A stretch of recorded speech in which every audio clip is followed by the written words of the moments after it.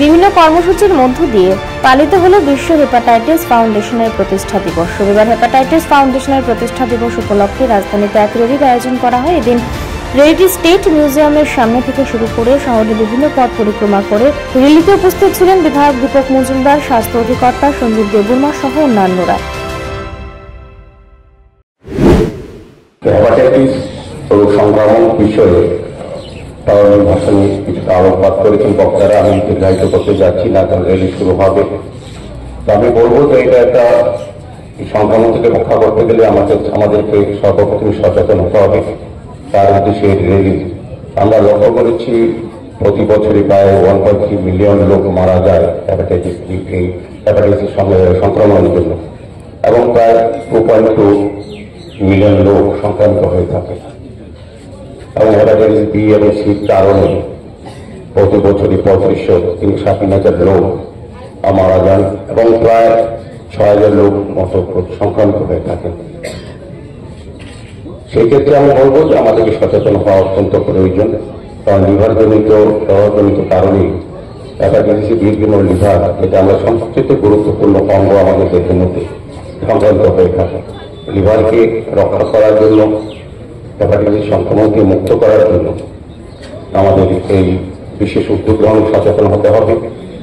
আমাদের রাজ্যে আমি বলবো যে একটা সময় আমরা যখন দেখেছি যারা হেপাটাইটিস সংক্রমিত হতো বা লিভারজনিত রোগে বা কিডনিজনিত কারণে আমাদের রাজ্যের বাইরে দিল্লি বা চেন্নাই যেতে হতো, কিন্তু এখন আমাদের রাজ্যে সরকার আসার পর আমি বলবো যে আমাদের রাজ্যে কিন্তু স্বাস্থ্য পরিষেবার ক্ষেত্রে একটা আমূল পরিবর্তন হয়েছে। এখন জটিল রোগের অপারেশনও এই রাজ্যে সংগঠিত হয়, এবং কিডনি প্রতিস্থাপন করার জন্য কিন্তু আমাদের পরিকাঠামো তৈরি করা হচ্ছে আমাদের সরকারের তরফ থেকে, স্বাস্থ্য তরফ থেকে। এখন আর বাইরে রোগীদের সমাজ যেতে হয় না, এখানে কিন্তু অনেক জটিল অপারেশন হয়। আমি বলবো সেক্ষেত্রে আমাদের সরকারি দৃষ্টিভঙ্গি, স্বাস্থ্য দপ্তরের যারা দায়িত্বে আছেন তাদের আন্তরিক প্রচেষ্টা এটা পরিবর্তন সম্ভব হয়েছে। কারণ আজকে যারা পরিবাবুরা বা যারা ডাক্তারবাবুরা আছেন তারা আগেও ছিলেন রাজ্যে, কিন্তু পরিকাঠামোগত দুর্বলতার কারণে হোক বা কোনো সুযোগ না পাওয়ার কারণে হোক এই রাজ্যের চিকিৎসকেরা গুণ থাকতেও, সমস্ত গুণাবলী থাকতেও তাদের এই বড় বড় চিকিৎসাগুলি করতে পারতেন না।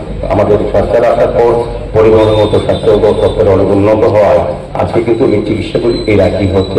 আমরা যারা এই সংক্রমিত হচ্ছি এই রাজ্যে রোগীরা, তারা কিন্তু সুযোগ পাচ্ছি।